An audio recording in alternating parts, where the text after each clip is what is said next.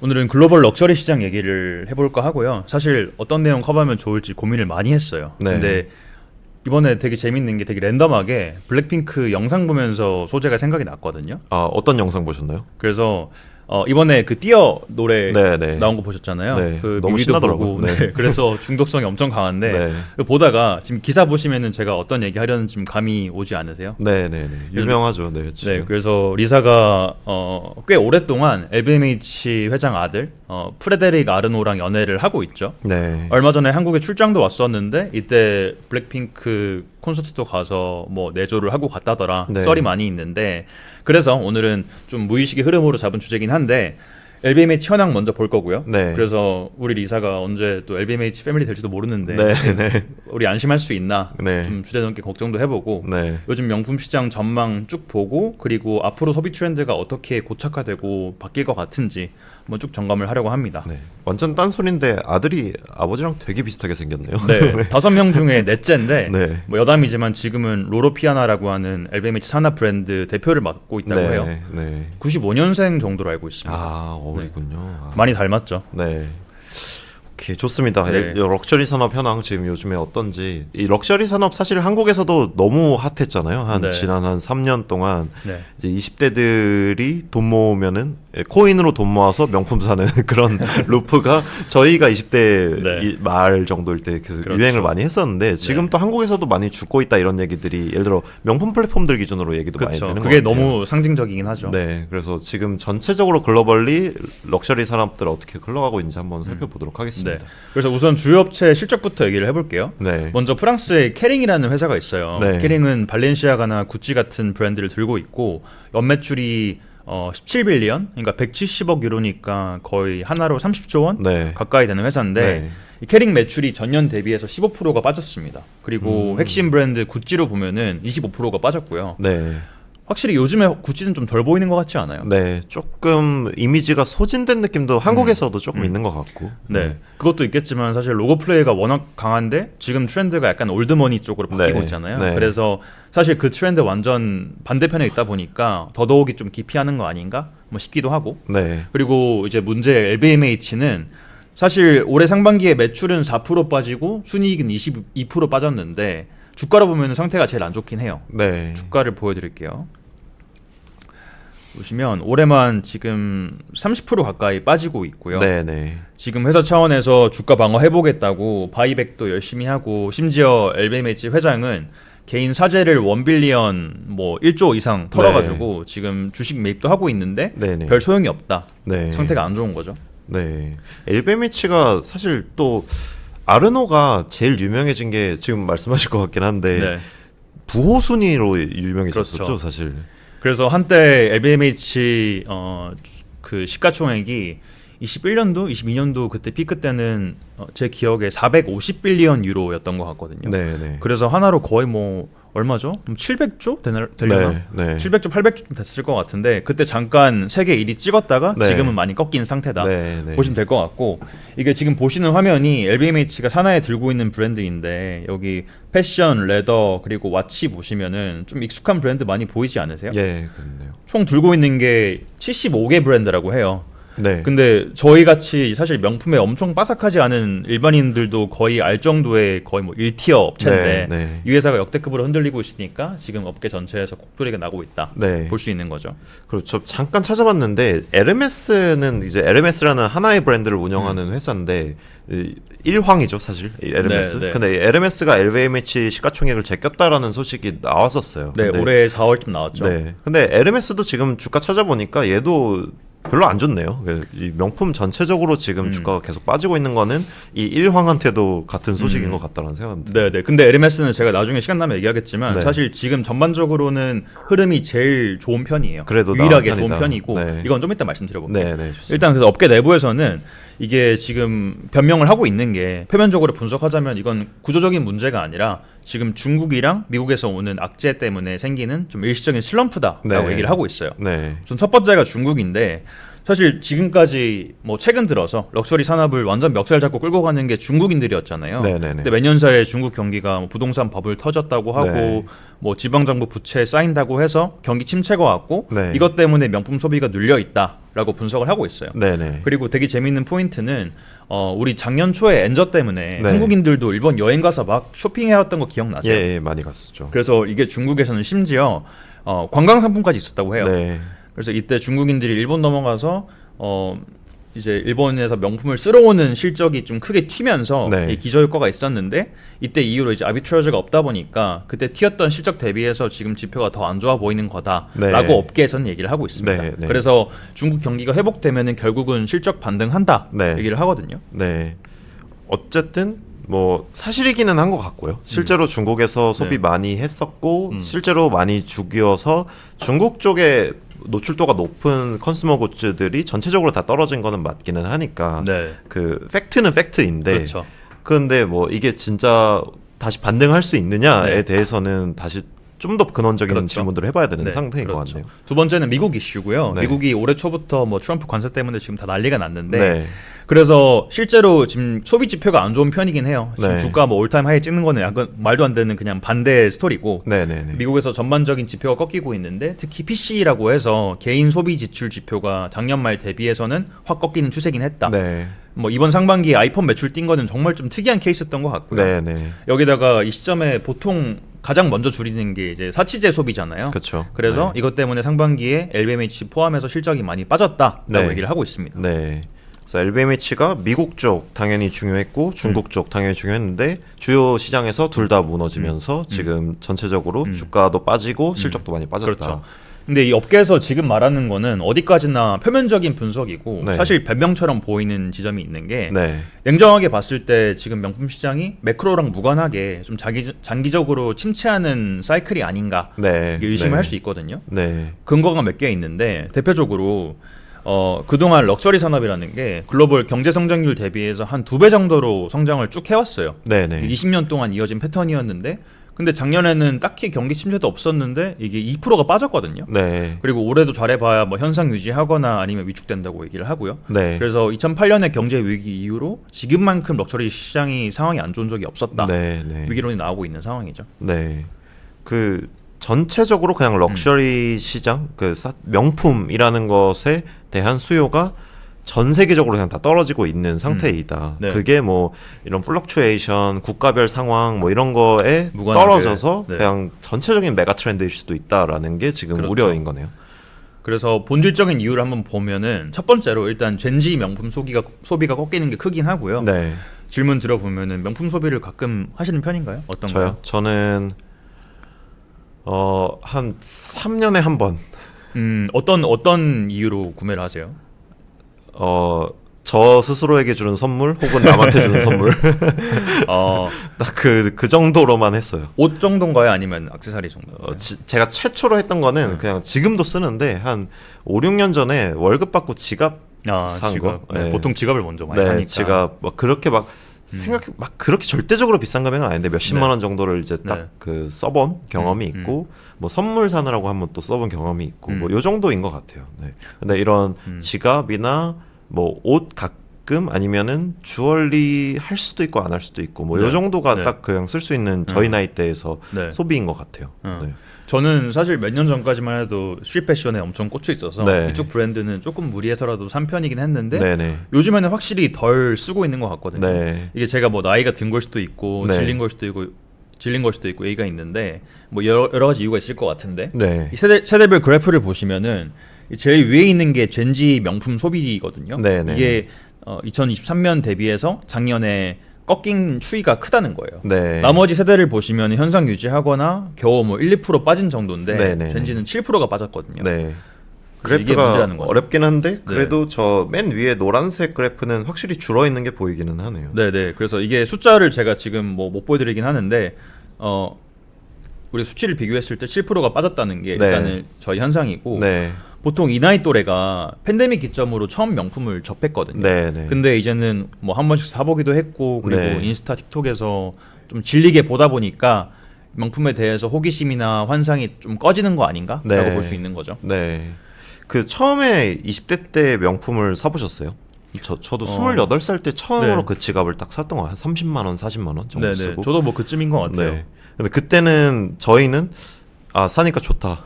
네. 처음엔 좋았죠. 네. 이런 거 좀 더 가져보고 싶다. 뭐 이런 생각들을 했었던 것 같던데 지금 젠지는 현재 20대들은 조금 다른 생각을 하고 있다라는 게 지금 트렌드인 것 같네요. 네.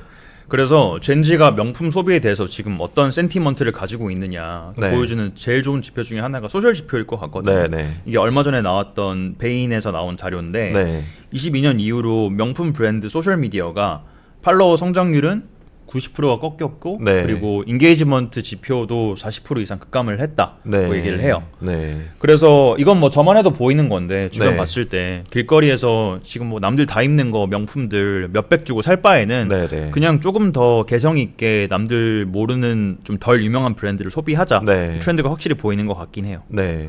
이게 사실 명품이라는 게 그 희소성에서부터 가치가 오는 건데 이게 이유는 모르겠는데 이게 명품이 더 이상 희소하지 않은 느낌이 되게 많이 들어요. 네. 사람들이 한 번씩은 다 사보기 시작하고 네. 그 명품의 가격들도 뭐 가격이 떨어진 건 아니지만은 저 정도는 한 번쯤은 뭐 몇십만 원 정도는 한번 써서 눈에 보이는 지갑이든 뭐 옷이든 로고가 이렇게 딱 박혀 있는 티셔츠든 이런 거는 한 30만 원 선에서 막 이렇게 살 수도 있긴 하잖아요. 네. 그래서 그 구찌티 같은 게 사실 또 밈이 되기도 했었는데 네. 그런 소비들이 좀 많아지고 그리고 사실 어느 정도로 방금 얘기한 것처럼 대중적으로 대중 미디어에서 조금 놀림감이 된 것들도 없지 않아 있었던 그렇죠. 것 같아요. 그런 트렌드들이 이제 지속되니까 명품을 샀어에서 오는 그 소위 프리미엄의 가치가 많이 떨어지고 있는 게 감정적인 가치들도 많이 떨어지고 있는 게 현재 사실인 것 같고요. 맞습니다. 그게 첫 번째 좀 본질적인 배경이고 네. 두 번째는 결국 가격 얘기인데 네. 뭐 한마디로 요약하면 럭셔리 브랜드들이 단기간에 가격을 너무 가파르게 빠르게 많이 올렸다는 네. 거예요. 네. 우리가 일단 팬데믹 때 보복 소비라는 말 나올 정도로 네. 시장이 엄청 급팽창했잖아요. 네. 이때 뭐 주가도 웬만한 브랜드는 2배 이상 뛰고 난리 네. 났었는데 이때가 럭셔리 처음 접하는 뉴비들이 확 들어왔었거든요. 네. 근데 여기서 이 루이비통이나 디올 같은 브랜드가 좀 자충수를 둔 게 이 뉴비 대상으로 수익화를 한다고 해도 좀 차근차근 계단식으로 가야 되는 건데 네네네. 갑자기 뭐 핸드백, 옷, 뭐 지갑까지 너무 가파르게 가격을 올려버렸어요. 네. 그래서 이 그래프를 보시면 2020년부터 3년 동안 평균 36%가 올랐다고 하고요. 네. 이게 인플레이션 핑계도 될 수가 없는 게 이 인상률이 같은 기간 미국에서 인플레이션 그 지표 대비 2배 가까운 네. 상승률을 보이고 있습니다. 네. 샤넬 좀 너무한 것 같네요. 그렇죠. 그래프를 보시면은 샤넬이 제일 나쁜 놈들이죠. 네. 3년 만에 60%가 가격이 올라버리면은 네. 쉽지 않은데요. 그래서 지금 웬만한 샤넬백은 네. 5, 6년 전이랑 비교하면은 거의 2배 주고 사야 된다고 합니다. 네. 그래서 정리하면은 팬데믹 때 새로운 럭셔리 소비층들이 많이 들어왔는데 특히 젠지가 많이 유입이 됐는데 네. 이 가격도 그렇고 전반적인 이제 소비 트렌드가 바뀌면서 못 버티고 많이 이탈을 한 상황이다. 네. 그리고 심지어 기존 코어 소비층도 지갑을 점점 닫고 있다. 네. 정리를 할 수 있을 것 같아요. 네. 저도 요즘에 막 사야겠다는 생각 별로 안 드는 것 같아요. 차라리 저 최초로 이 맞춤 정장이라는 걸 맞춰봤는데 이 경험이 훨씬 좋았던 것 같아요. 이게 사실 명품 매장에서 사면은 더 비싸잖아요. 그렇죠. 근데 그냥 이런 어떤 테일러샵 가가지고 뭐 한 100만 원 언저리 뭐 조금 더 낮은 가격대도 사실은 있기는 한데 이런 거를 한번 그냥 인생에서 한번 맞춰본다라는 경험 자체가 그냥 어디 명품샵 가가지고 300만 원짜리 정장 사는 것보다 훨씬 더 가치가 높게 느껴져가지고 사실 그런 어떤 경험 자체를 전체적으로 포괄을 하면은 을 사는 것 자체에서 최고의 가치를 갖는 것은 현재 소비 씬에서는 아닌 것 같다라는 게 계속 좀 느껴지긴 하네요. 그렇죠. 네. 그래서 업계에서는 뭐 지금 이렇게 변명을 하고 있지만 우리가 네. 냉정하게 외부에서 봤을 때 지금 명품에 대한 소비 심리가 매크로랑 무관하게 많이 꺾인 상태고 네. 그리고 또 그 사이에 몇 년 사이에 우리가 지금 말씀하신 것처럼 사람들이 다른 소비 대안을 찾고 네. 다른 트렌드 재화에 정착을 하고 있는 상황인데 네네. 이걸 어떻게 반전시킬 거냐라는 네. 말이 나올 수밖에 없죠. 네. 그래서 지금 웬만한 해외 증권가 리포트를 쭉 봤는데 지금 럭셔리 섹터 커버하는 리포트는 거의 다 올해도 전망 안 좋은 거는 다 팩트로 지금 박아놨고요. 네. 아무리 빨리 회복을 해도 내년 하반기 정도부터 조짐이 보일까 말까 한다. 이렇게 좀 보수적으로 보는 상황이다라고 볼 수 있어요. 네. 어디 약간 이게 근데 무너지지는 않을 것 같은데 워낙 헤리티지라는 거를 가지고 있는 형태의 브랜드들이고 스토리텔링도 있고 고정 네. 팬들도 있고 사실은 중장년층에서는 아까 보여주신 것처럼 소비가 계속 유지되고는 있는데 네. 이제 새로 올라오는 소비층에서 인기가 떨어지고 있다. 이런 거는 사실은 중장기적으로 한 10년, 20년 스케일에서 네. 우리 브랜드를 어떻게 키워야 하는가에 대해서 고민거리가 많아질 수밖에 없는 트렌드인 네. 것 같네요. 그래서 지금 실적 빠지는 것보다도 더 주가가 많이 빠지고 있는 상황인 것 같고요. 네네. 그리고 하나 더 제 의견을 더하면은 저는 조금 더 비관적으로 보는 게 지금 업계에서 내심 기대하는 게 중국 시장 반등인 것 같거든요. 네네. 근데 저는 아무리 중국 경기가 회복을 한다고 해도 뭐 LVMH나 뭐 구찌나 예전만큼 실적 살리는 건 어렵다고 보는 게 네.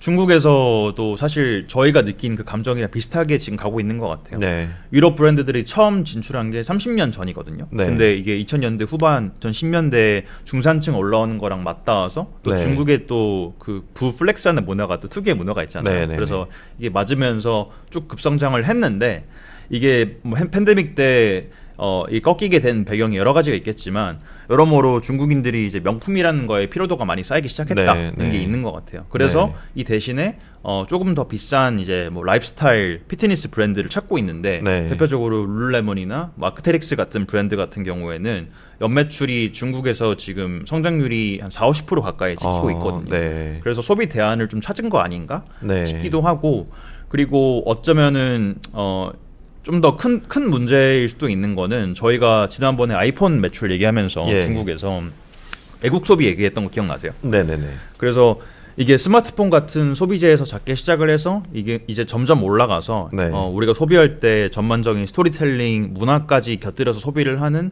럭셔리 브랜드까지 올라간 상황이다. 네. 중국성 소비 트렌드가 점점 이까지 닿고 있고요. 네. 여기 보시는 웹사이트가 라오프라는 중국 주얼리 브랜드예요. 네네. 보시기에 어떤가요? 딱 보셨을 때. 중국 브랜드 같아요.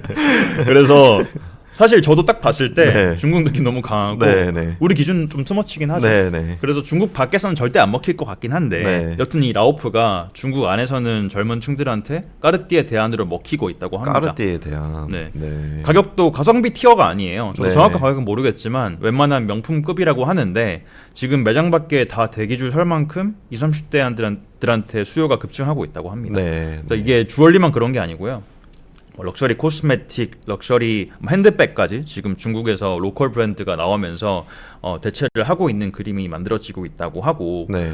그리고 우리가 중국에서 이 애국 소비 불씨 붙었을 때 어떤 현상이 있는지 다 봤잖아요. 네네. 뭐 자동차도 그랬고 여러모로 지금 한순간에 시장 점유율을 외산들이 다 뺏기는 걸 우리가 다 봤기 때문에 네네. 결국 중국 시장에서 럭셔리 시장에서 유럽이랑 해외 럭셔리 브랜드 존재감이 좀 줄지 않을까라고 네. 보고 있긴 합니다. 네. 이 LVMH 같은 경우는 브랜드를 인수를 하면서 계속 좀 커왔었고 사실은 이런 회사들이 지난 몇 년간에는 스트릿 브랜드들이 이제 막 성장을 할 때 또 걔네들을 인수를 하는 거에 대한 논의가 이루어지거나 실제로 네. 인수를 한 케이스도 많이 있었는데 네. 지금 또 새로운 브랜드들 또 새로운 유형으로 지금 소비자 트렌드가 넘어가고 있으니까 네. 그럼 또 인수를 해야 되는 건지 네. 이게 고민이 되게 많아질 수밖에 없겠네요. 네. 아니면 기존 브랜드들을 가치를 높이는 방향을 찾을 수 있을 것인지. LVMH가 이 라오프라는 브랜드를 인수할 수도 있겠네요. 네, 그런 방향을 고민하고 있을 수밖에 없겠다는 생각은 들고요. 그래서 뭐 정리하면은 지금 뭐 중국 경기 침체고 미국 이슈고 이런 매크로고 다 떠나서 네. 지금 소비 트렌드 자체가 럭셔리 브랜드 이해관계랑은 좀 엇갈리는 방향으로 고착화되고 있다는 거고 네. 그래서 개인적으로는 장기적으로 불리시하게 보기는 어려운 상황인 것 같다. 네. 적어도 지금 기준으로는 네. 정리할 수 있을 것 같아요. 네, 좋습니다. 좋습니다. 아까 뭐 에르메스 언급 잠깐 해줄 수 있다고 했는데 네. 에르메스가 그나마 잘하고 있는 이유는 무엇인가요? 에르메스는 네. 사실 오늘 제가 이게 그래프 보시면 에르메스랑 LVMH 주가 추이거든요. 네네네. 말씀하신 게 4월에 올타임 하이 찍으면서 네. LVMH 제기기도 했었는데 체급 차이가 꽤 많이 나요. 매출이 네. 거의 6분의 1 차이거든요. 6분의 네네. 1 정도거든요. 그래서 잘 나간 이유가 여러 가지가 있는데 사실 이거는 제가 따로 세션을 잡고 설명드리는 게 좋을 것 같긴 해요. 네네. 잠깐 말씀드려 보면은 에르메스가 물량 조절을 기가 막히게 한다. 네. 그러면서 뭐 버킨백을 지금 오늘 주는 게 아니라 3년 뒤에 줄 건데 네. 그때까지 웨이팅 리스트에 줄 세우고 네. 또 그 사이에 이 소비자들이 나한테 전혀 필요 없는 뭐 그릇이나 주얼리나 이렇게 몇천 뭐 몇 억씩 소비하게 만드는 그 어떤 트리키 밸런스를 잘 탄다는 게 여러 가지가 있고 네. 그리고 또 동시에 그러면서 립스틱 같은 건 엄청 잘 풀어요 물량. 네, 네. 그래서 뉴비들은 계속 유입을 시키면서 오디언스를 넓히고 있다는 건데 네. 이거는 LVMH랑 LMS랑 썰은 되게 많은 게 LVMH가 한 10년 전 2010년대 초반쯤에 LMS 주식을 모아서 인수하려고 했다가 한번 네, 빠그라진 적이 있어요. 그랬었죠. 그래서 이 썰도 되게 재밌는 게 많이 있어서 네. 바로 저희가 따로 아예 짜서 공유드리면 좋을 것 같고 네네네 좋습니다. 혹시나 궁금하신 분들은 댓글 남겨주시면 저희가 따로 만들어서 컨텐츠로 가져오겠습니다. 네, 에르메스는 이 럭셔리 브랜드로서의 가치를 만드는 방법을 좀 다른 경로를 찾고 있는 것 같은데 그래도 지금 그래프상으로는 쟤는 그래도 우상향의 느낌을 주니까 네. 저거는 한번 또 봐보면 좋겠다. 네. 그러면 전체적으로 이 럭셔리 산업이 어떻게 굴러가고 있는지 볼 수 있을 것 같다라는 생각이 드네요. 네, 좋습니다. 좋습니다. 오늘